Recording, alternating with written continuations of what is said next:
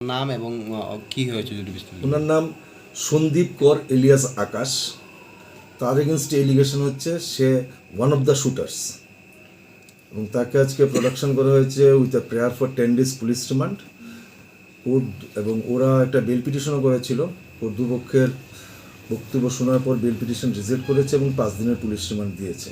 তার next appearance হচ্ছে 16th মে, তাকে প্রডিউস করবে।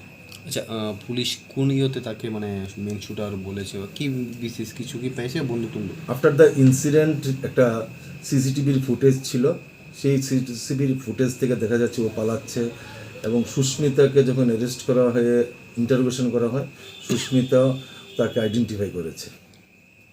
এবং ওর বাড়ি থেকে একটা সিসিটিভির ফুটেজ দেখা হয়েছে, সেই ফুটেজে দেখা গেছে মানে ইনসিডেন্টটা হয়েছে 8:04, আর সে 8:35 40-এ